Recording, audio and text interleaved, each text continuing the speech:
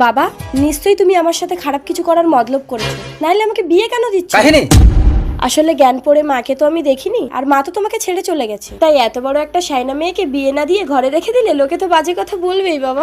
তুই বিয়ে করার জন্য আমাকে এত বড় কথা বললি? ঠিক আছে, তোমার যদি আমাকে নিয়ে কোনো খারাপ মতলব না থাকে, আমি এক্ষুনি বাড়ি থেকে বেরিয়ে গিয়ে যাকে হোক বিয়ে করবো, তুমি আমাকে আটকাবে না। আমি কি করবো সীতা? 20 বছর আগের কথা। এই নাও তোমার মেয়ে, আমি লোকের বাড়ি কাজ করে খাবো, তবু তোমার ঘর করবো না। তুমি ভুল করছো সীতা। ঠিক আছে, কোনোদিন ভুল ভাঙলে ফিরে আসবো। বিদায়। সীতা, বিদায় বাবা। কাহিনী আমি রেডি, এই নাও কাহিনী, শাড়িটা পরে নাও। চলো মন্দিরে গিয়ে পড়ে নিচ্ছি। চলো। তোমার জন্য আমি আমার বাবাকে কষ্ট দিয়ে এসেছি, তুমি আমাকে কোনোদিন কষ্ট দেবে না তো সংকেত? আমি তো ভাবছি তুমি তোমার জন্মদাতা বাবাকে যদি কষ্ট দিতে পারো, আমাকে কোনোদিন দেবে না? তুমি না খালি মজা করো, চুপ করো তো।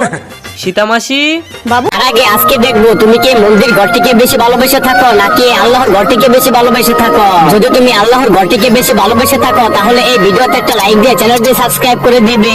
আর যদি মন্দির ঘরটিকে ভালোবেসে থাকো তাহলে কিচ্ছু করার দরকার নেই, আর কমেন্টে লিখে দাও আই লাভ ইউ আল্লাহ। ও, আপনি বিয়ে করে বৌমা এনেছেন? এনিকে ইনি আমার বাড়িতে কাজ করেন। উঠে এসো বৌমা। এত বড় সাহস, একটা কাজের লোক হয়ে তুই আমার হাত হচ্ছিস? কাহিনী, তুমি এনার গায়ে হাত তুললে ইনি আমার মায়ের মতন। কি তুমি 2 টাকা একটা কাজের লোকের সামনে আমাকে অপমান করো? আমাকে? সরি কাহিনী। তুমি আমাকে একদম স্পর্শ করবে না। আজকের দিনে ঝগড়া করতে নেই বাবু। You shut up. ভুলটা আমিই করেছি, বাবার বাড়িতেও ফিরে যাবার মুখ নেই আমার আর। ঠিক আছে, আমি তোমার বাবার কাছে ক্ষমা চেয়ে তোমার বাবাকে ডেকে আনছি, তুমি তোমার বাবার সাথে ফিরে যাও। তোমার কি সংকেতের সাথে লাইন আছে? সংকেত আমার ছেলের মতো। কি তুই আমার গায়ে হাত তুলবি? ওই আমার বাবা আসতে দাঁড়া, আমি তোর ব্যবস্থা করে দিচ্ছি। আসুন। বাবা দেখো না, এই চাকরানিটা আমার গায়ে হাত তুললো। না না বাবু, বৌমা আমাকে। সীতা, রাম, আপনি সীতামাসিকে চেনেন? তার মানে তুমি?